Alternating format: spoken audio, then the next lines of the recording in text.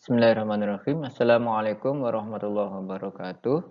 Para siswa sekalian, kita berjumpa kembali dengan mata pelajaran fisika. Dan pada pertemuan ini kita akan mempelajari tentang jenis-jenis tumbukan. Dan tentunya kalian sudah mempelajari sebelumnya tentang momentum, impuls, hubungan momentum dan impuls, juga hukum kekekalan momentum. Dan tentunya kalian masih ingat. Ada 3 jenis tumbukan berdasarkan kelentingannya. Sebagai ilustrasi di sini banyak dicontohkan tumbukan antara bola-bola biliar. Dan pada semua tumbukan itu berlaku hukum kekekalan momentum. Yaitu, masih ingat, jumlah momentum sebelum tumbukan sama dengan jumlah momentum setelah tumbukan. Ya. Kemudian 3 jenis tumbukan itu adalah yang pertama, tumbukan lenting sempurna, kemudian tumbukan lenting sebagian, dan tumbukan tidak lenting sama sekali. Pada tumbukan lenting sempurna itu tidak ada energi kinetik yang hilang. Sedangkan pada tumbukan lenting sempurna, energi kinetik berkurang selama tumbukan. Sedangkan pada tumbukan tidak lenting sama sekali, kehilangan energi kinetik itu terbesar. Sebagian besar energi kinetiknya hilang. Baik, kita analisa satu persatu dari 3 jenis tumbukan itu. Yang pertama, tumbukan lenting sempurna. Nah, perhatikan dulu ilustrasi tumbukan 2 buah bola merah dan biru berikut. Baik, kita lihat bola merah bergerak ke kanan, bola biru bergerak ke kiri, dan setelah tumbukan berbalik arah. Nah, sekarang kita analisa tumbukan 2 bola ini. Yang pertama, sebelum tumbukan, jumlah momentum kedua bola adalah P1 plus P2 sama dengan M1V1 plus M2V2. Kemudian saat tumbukan berlaku hukum 3 Newton atau hukum aksi reaksi. Sehingga kalau ruas kiri dikalikan delta T, ruas kanan delta T, ini menjadi impuls bola 1 sama dengan impuls bola 2 dengan arah yang berlawanan. Dan kita tahu impuls adalah perubahan momentum, sehingga bisa dituliskan M1 kali V1 aksen min V1 sama dengan min M2 kali V2 aksen min V2. Min ini menunjukkan arah yang berlawanan. Atau bisa dituliskan dalam bentuk seperti ini, yang kita kenal ini adalah hukum kekekalan momentum. Kemudian setelah tumbukan, kedua bola bergerak berbalik arah. Yang merah ke kiri, yang biru ke kanan. Sehingga jumlah momentum kedua bola setelah tumbukan P1 aksen plus P2 aksen sama dengan M1V1 aksen plus M2V2 aksen. Nah, kemudian anak-anak sekalian, pada tumbukan lenting sempurna juga berlaku hukum kekekalan energi kinetik. Ya. Dan ini hukum kekekalan momentum. Pada tumbukan lenting sempurna, hukum kekekalan energi kinetiknya adalah jumlah energi kinetik sebelum tumbukan sama dengan jumlah energi kinetik setelah tumbukan pada kedua bola.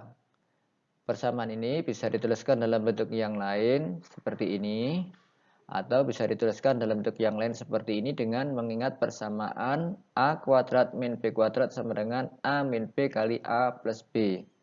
Sehingga persamaannya menjadi seperti ini. Selanjutnya, kalau persamaan ini dibawa ke atas, dibagi dengan hukum kekekalan momentum, seperti ini. Kemudian, yang sama dibagi sama dengan 1, sehingga persamaan ini bisa disederhanakan. V1 aksen plus V1 sama dengan V2 aksen plus V2. Atau ini bisa dituliskan dalam bentuk yang lain, V2 min V1 sama dengan min V2 aksen min V1 aksen. Dan ini kita bisa baca, kecepatan relatif sebelum tumbukan sama dengan kecepatan relatif setelah tumbukan dengan arah berlawanan. Atau kecepatan relatif bola 2 terhadap benda 1 sama dengan kecepatan relatif setelah tumbukan antara bola 2 terhadap kecepatan relatif bola 1 setelah tumbukan. Dan ini bisa ditulis juga dalam bentuk yang lain, dalam bentuk perbandingan min V2 aksen min V1 aksen per V2 min V1 sama dengan 1.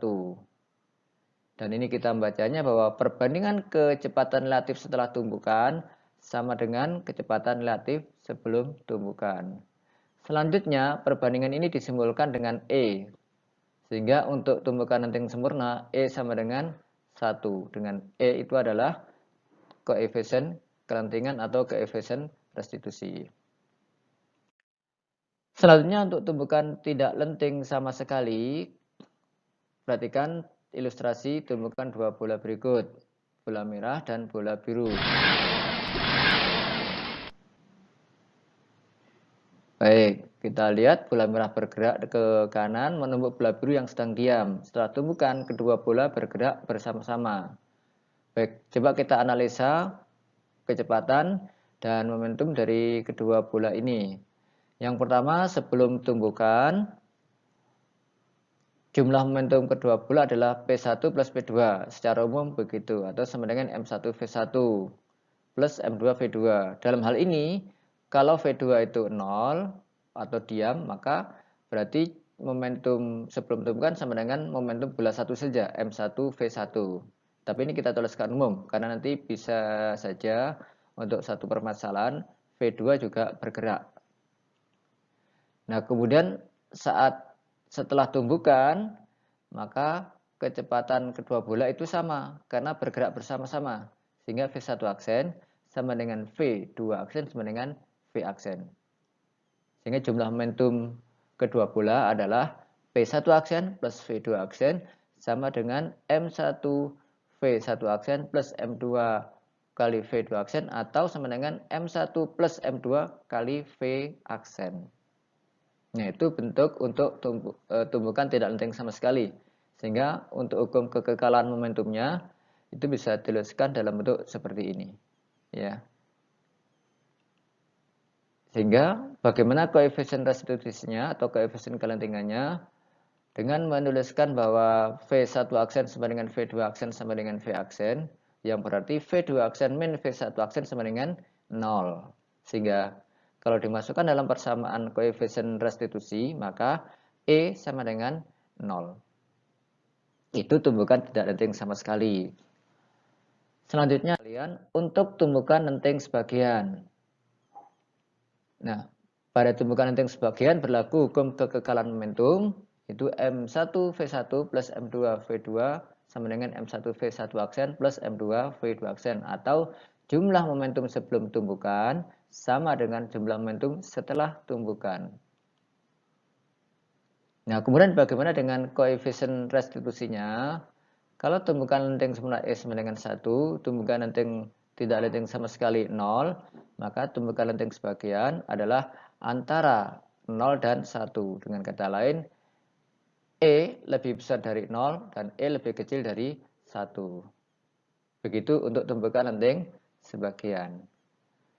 Baik, selanjutnya untuk lebih memantapkan konsep tentang koefisien kelentingan atau koefisien restitusi, kita pelajari sekali lagi, yaitu E sama dengan min V2 aksen min V1 aksen per V2 min V1. Itu rumus untuk koefisien restitusi. Atau kita baca, koefisien restitusi adalah perbandingan antara kecepatan relatif setelah tumbukan dengan kecepatan relatif sebelum tumbukan.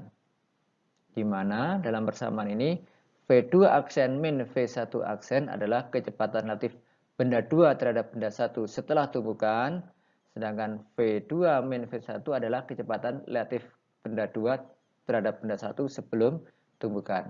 Tanda min itu menunjukkan arah kecepatan relatif setelah tumbukan berlawanan dengan kecepatan relatif sebelum tumbukan.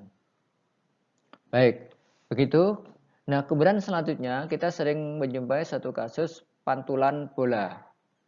Tentunya tidak sama setiap bola, antara bola bekel, bola pingpong, bola kelereng, atau bahkan dengan cilok.